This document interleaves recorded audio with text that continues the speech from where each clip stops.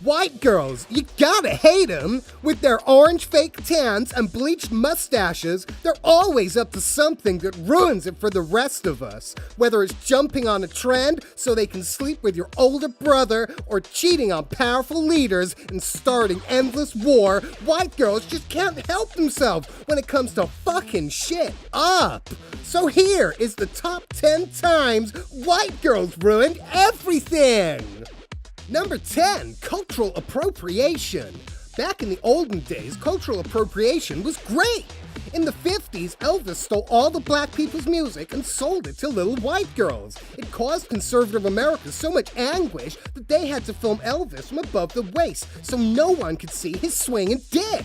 And this made everyone more fun and have a sexual revolution, which eventually led to women empowering themselves by shaking their asses on Instagram.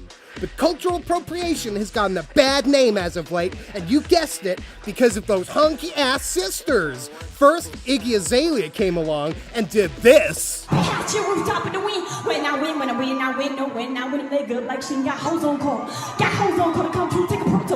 Wow, what a heap of dog dump. Then, Kim Kardashian stole black girls' asses. But none of those cracker princesses can compete with the world's first transracial being, Rachel Dolezal. After unsuccessfully trying to brand herself as a victim for most of her life, Rachel grew bitter and resentful to everyone who had it tougher than a bleached princess, and decided to do a reverse Michael Jackson. Rachel was so successful at hoodwinking the world that she actually stole the job that was supposed to go to black people. Unfortunately for Rachel, she stumbled into a trap after being asked about her ancestral heritage by a curious person. She was presented with a map of the world and asked to point out where she was from in Africa. Like most Americans, she was completely clueless about what Africa is and where it was, and said that she couldn't see where Wakanda was.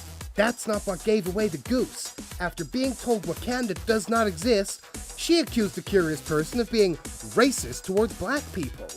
When the curious person replied, "Don't you mean your people?" Rachel sneezed, and the snot bubbles smeared her fake tan to reveal a honky undertone. Rachel was busted and disgraced, and in turn, everyone lost their shit. Things went so far that there was a plot to dig up Elvis's grave and hang his dust from a tree and pistol whip him. Fortunately, people today aren't that crazy. Now, no one is allowed to do anything that appropriates any culture, and every Instagram twerk model has to return their booty implants to the government by February 2019, or they will be exiled to Liberia to work for General Butt Naked. Thanks, Rachel! Number 9, Nirvana and all edgy music. Nirvana were the seminal band of the 90s and a beacon for non-blandness and teenage rage. Until Kurt Cobain's tragic suicide in 1994, white girls were just into really crap music and creating stupid dances in the playground. That's until they discovered being a melancholy, broody, misunderstood outsider was a great way to get more attention. And if there's one thing Mayo chicks love, it's attention. So came 1996, and every white girl was required by peer pressure from other white girls to sew a badge of Kurt Cobain's suicide note onto their school bags and badly misquote lyrics, give the wrong names of songs and albums, and cut themselves at house parties. Things got so bad that all men of all race and color and creed decided to get into Marilyn Manson and start kissing each other and burning churches. Unfortunately, the white girls were never far behind to swoop in and make a music scene look crappy. Even when white boys took over drum and bass, white girls weren't too far behind, and now they have successfully ruined the art of the MC. Putting men in their places, you should see their faces. When I spit a bar, yeah. When I spit a bar, look. Be quite real hot minute, cause I'll be working on my heat, 100 bars. And that neatly segues into number 8, pop punk. Pop punk was another 90s music genre that was liked by mediocre white kids. They weren't enough of an outsider and deep individual to like good rock music, but because everybody hated skateboarders, they had a reason to stick it to the man. Pop punk was just the right fit for these douchebags, and they had a really great time choosing a new hair color each week to upset their mom. But at the turn of the millennia, in steps Avril Lavigne with Skater Boy. totally appropriating the culture and somehow making the beloved yet limited and whack genre even worse than was humanly thought possible. Millions of die-hard pop-punk fans abandoned the genre and decided it was better to be a Coldplay fan than to be associated with such a pile of body blowout. This led to Green Day selling out to such an extent that even your grandpa hates them for being too easy on the ear. Good going, Avril! Number 7. YouTube. YouTube used to be great.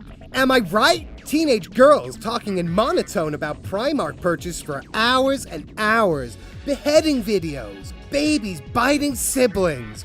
Home invasion auto-tune songs. YouTube was the place to unload all your crap without having to clog up your hard drive. Then people started to actually get rich from this nonsense, and the game totally changed. People with no talent or prospects became millionaires, and crime rates across the world dropped to an all-time low. That is until Susan Wojcicki stepped in. Hey Whitey! One day, the old media decided that every rich person on YouTube was either making kids stupid or were a Nazi. Instead of defending her fellow millionaires, Susan decided to throw them under the bus and take away their ability to make money. What a sellout whore! People were mad, and Susan was getting it from all sides. So, in an attempt to seem like a regular human, she made her own YouTube channel, and people got even more mad. The extent of their disdain over Susan was so great, the world governments declared being a YouTuber a hate crime, and now everybody has to sell shitty t-shirts in order to make money, and Susan effectively killed YouTube. Way to go, Susan! Number 6, drugs. Drugs used to be great fun, am I right? In the 80s, everyone was snorting blow and smoking crack, and nothing bad ever came from it. Drugs were so popular that Pablo Escobar almost became the president of Colombia because everybody loved snorting party powder and having one-sided conversations. That's until this photo of Daniela Westbrook emerged. Hey there, Cyril Sneer, how's it going? People were freaked out and wanted to know how a nose could become so pan-snortable. And it turned out, like most white girls, Daniela didn't have to pay for her own drugs and would just hang around guys who had lots of cocaine and suck their dicks. Regular humans understand that when you're snorting a lot of cocaine, it costs a lot of money, and everybody knew how to limit their consumption through frugal budgeting. However, Daniela revealed the truth we all know, that white girls don't have to budget because they don't spend their own money on drugs. This meant they could snort as much as they wanted and corrode their nose into a uni-nostril. As soon as the world's governments found out there was a limit on how much Peruvian marching snow you can shovel in your face, they declared a war on drugs because nobody wanted to kiss a white girl who looked like she needed to be assembled beforehand. Soon, everyone hated cocaine and all drugs, leading to one of the most bloody and vicious civil wars of the modern era of Mexico, where thousands of people have been murdered, all because of Daniela's nose. High five, honky tonk! Number 5, the female gender! Being a girl was never thought of as a bad thing. We all love girls. Big ones, small ones, interesting ones, and even disgusting ones. For thousands of years, girls were held in high regard by men, beast, and reptile. That's until Lena Dunham came along. Her TV show Girls won high praise for its great writing and strong characters. Everyone loved girls, and girls. But that was all to change when Lena started talking and blogging about real stuff, and everybody puked. Lena started to reveal sordid details of her younger years, sticking toys and rocks inside her little sister, being mean to minorities, and spouting off ridiculous statements about all kinds of conspiracy dog-do. Dunham has always proclaimed herself a proud feminist, and proud feminists were happy. But when they heard about her weird-as-hell roleplay with her sister, they denounced her. But it was too late. Everyone hated feminism. Feminist leaders had to fight back and save their cause.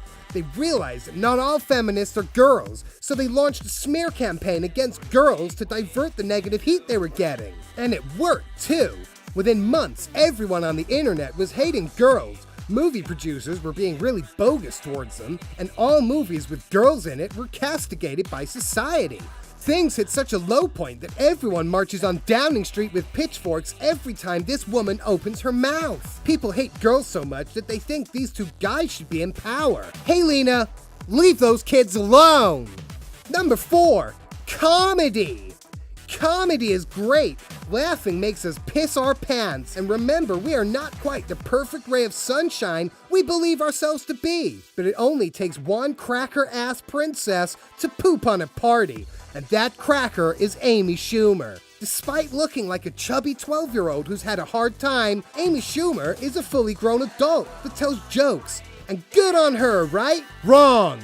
Dead wrong. Jokes were always supposed to be funny, but that did not seem to faze Amy, who decided to make a career out of telling unfunny jokes and stealing funny jokes and telling them in an unfunny way. How does an unfunny Cabbage Patch Kid become a successful comedian, you might ask? It's simple. Amy was a great reader and studied the art of war and 48 laws of power every time she went for a number 2. Through her reading, she understood that you don't need to be funny. You just need to control people's minds through fear and manipulation. Every time she was criticized, heckled, or called out for being a thief, Amy would attack their character, calling them women-hating misogynists. Once everyone else felt a finger being pointed, they would call the people out also, and a mass witch hunt would ensue. It worked every time. But what Amy did not realize was that by doing this, she would not be the only unfunny person getting way too much praise and success. Where Amy had stolen jokes, other unfunny comedians stole her tactics, and they too became famous and rich by being really unfunny. Thanks to Amy Schumer, nothing on TV or in movies is funny anymore.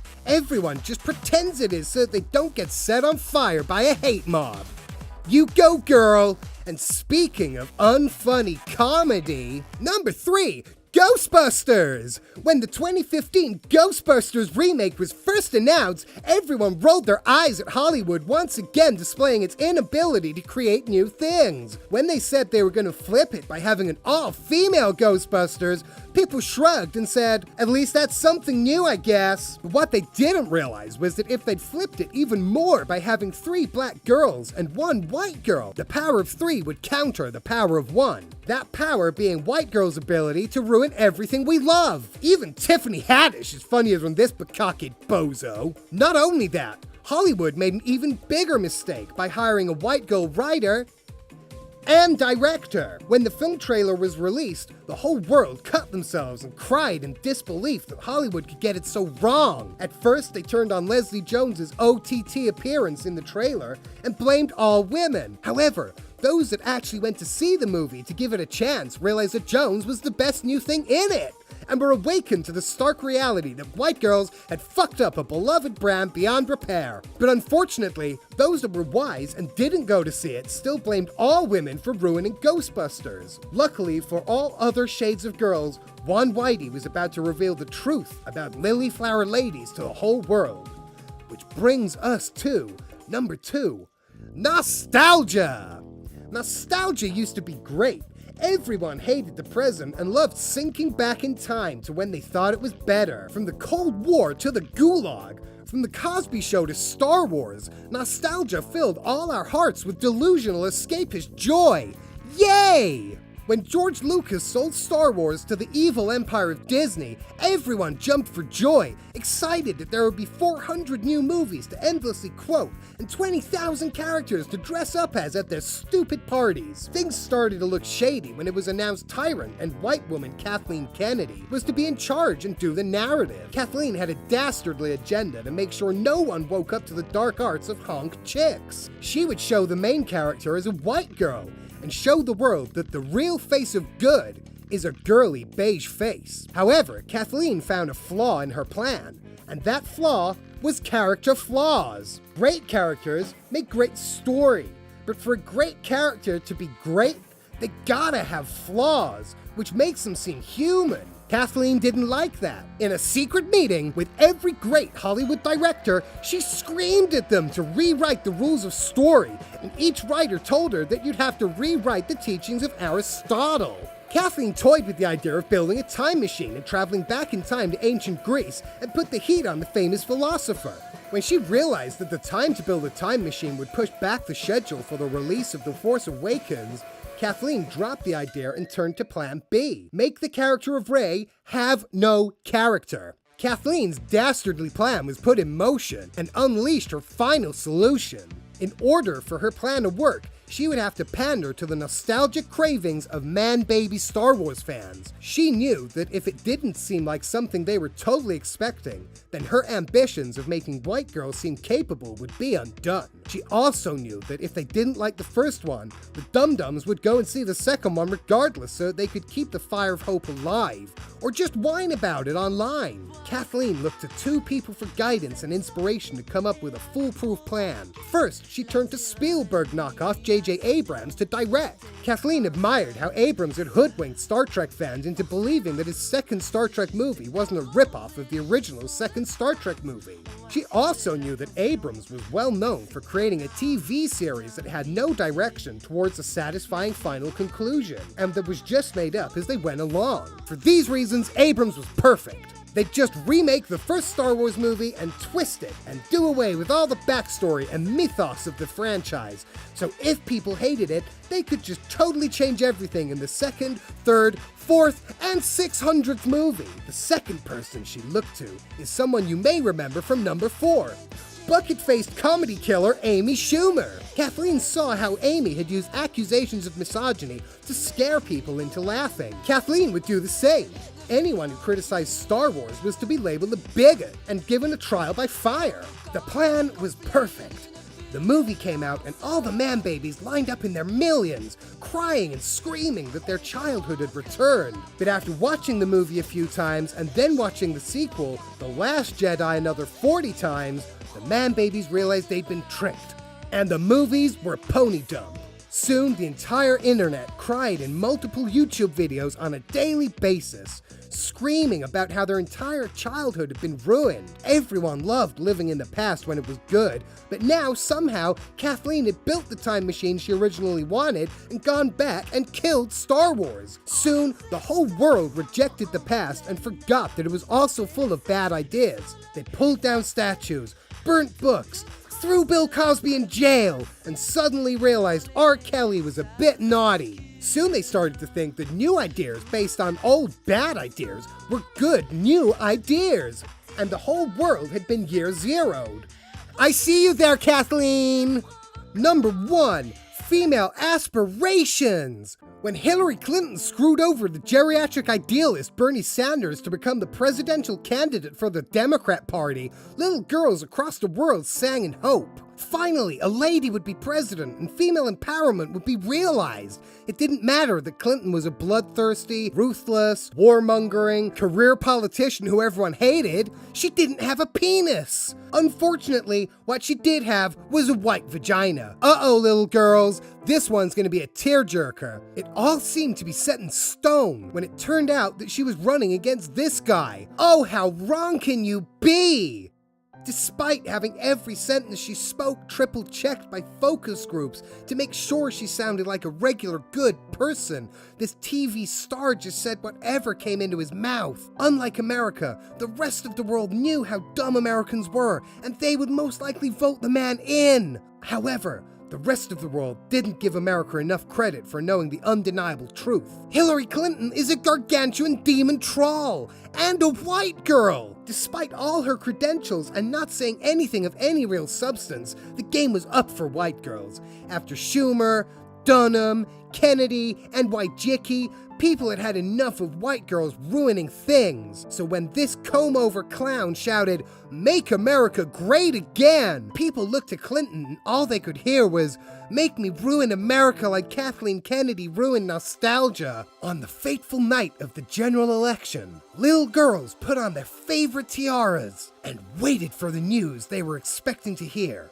All little girls can grow up to be whatever they want to be. However, as the results came in, it became clearer that this one chance at being great was slipping away as waves of Americans denounced the idea that a white girl should be in charge. Fact was, they could have happily picked Michelle Obama, a woman with limited political experience, but had one hell of a human smile, and all little girls could aspire. But unfortunately, Hillary just can't help herself. The whole world turned on women and looked at them as silly people who just judge other women over what shoes they were wearing, and women began to march, saying it was men that held them back, when in fact it was this hideous white woman that ruined it. Things have now got so bad for women's aspirations since Clinton's humiliating defeat that now people are encouraging men to be women because they think they'll do a better job at being a woman.